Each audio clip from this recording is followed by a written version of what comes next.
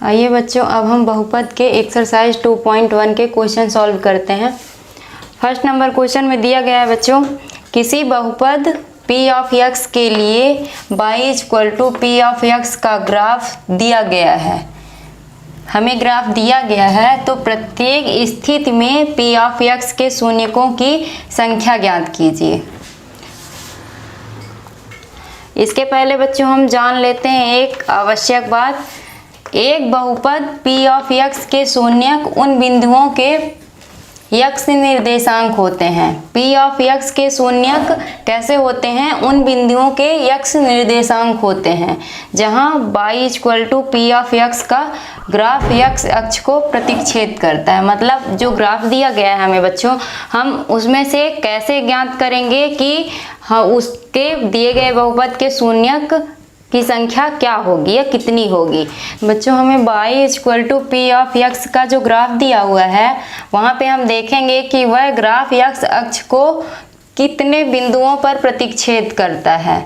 वह जितने बिंदुओं पर x अक्ष को प्रतिच्छेद करेगा, शून्यकों की संख्या दिए गए बहुपद के शून्यकों की संख्या उतनी ही होगी।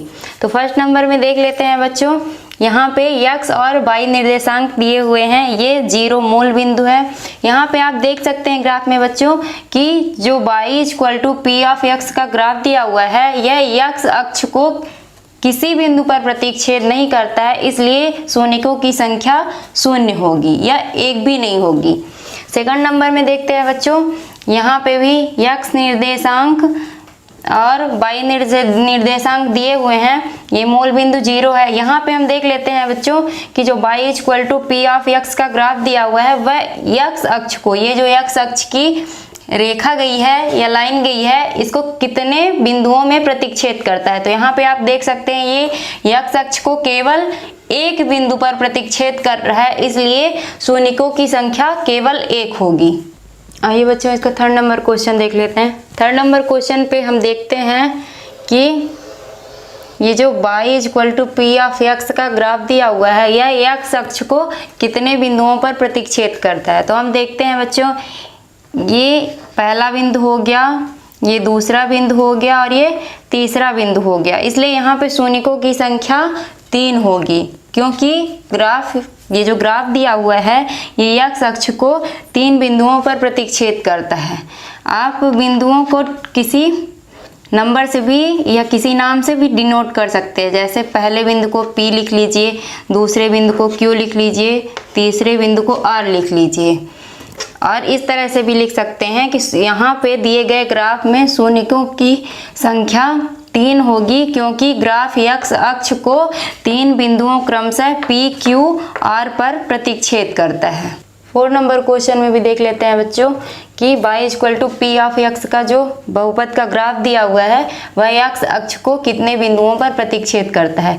यहाँ पे भी हम देख सकते हैं बच्चों कि ये x अक्ष को 2 बिंदुओं पर प्रतिच्छेद कर रहा है, जिसे हम P और Q से डिनोट कर देते हैं, P और Q का नाम दे देते हैं। ये O जो है ये मूल बिंदु है। अब इसको उत्तर या हल में लिख देते हैं बच्चों। शून्यकों की संख्या यहाँ पर 2 होगी, क्योंकि ये जो ग्राफ दिया हुआ है x अक्ष को 2 बिंदुओं क्रमशः P और Q पर प्रतिच्छेद करता है। आइए बच्चों 5th नंबर क्वेश्चन देखते हैं। यहाँ पे हम जो बहुपद ग्राफ के द्वारा डिनोट किया गया है इसको देखते हैं।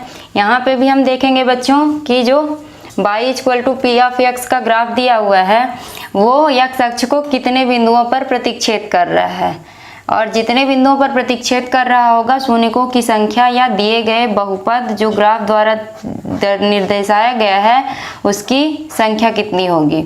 यहाँ पे बच्चों हम देख सकते हैं कि इस ग्राफ में 1, 2, 3, 4 जिसे हमने P, Q, R, S से डिनोट किया गया है, 4 बिंदुओं पर ये जो ग्राफ है वो x अक्ष को प्रतिच्छेद कर रहा है, इसलिए शून्यकों की संख्या 4 होगी, क्योंकि ग्राफ x अक्ष को क्रमशः 4 बिंदुओं P, Q एवं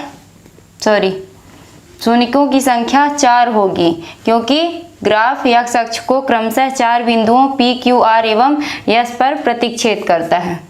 6 नंबर क्वेश्चन देख लेते हैं बच्चों। यहाँ पे भी हम देखेंगे कि ये जो ग्राफ दिया हुआ है यह x अक्ष को कितने बिंदुओं पर प्रतिच्छेद कर रहा है। तो यहाँ पे हम देख सकते हैं बच्चों 1, 2 और 3, जिसे हमने A, B और C से डिनोट किया गया है, जिसे हमने A, B एवं C से डिनोट किया है।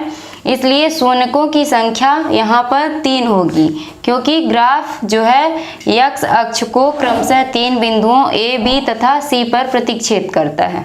बच्चों, हमें कोई भी बहुपद अगर ग्राफ के द्वारा दिया गया है तो हम सिर्फ इतना ही देखेंगे कि अगर y = P(x) का ग्राफ दिया गया है तो हम सिर्फ ये देखेंगे कि वह ग्राफ x अक्ष को, ये जो केवल x अक्ष की ये लाइन गई है, केवल x अक्ष को कितने बिंदुओं पर प्रतिच्छेद कर रहा है। वही शून्यकों की, दिए गए बहुपद के शून्यकों की संख्या हो जाएगी। इस तरह से ये एक्सरसाइज कंप्लीट हो गया बच्चों।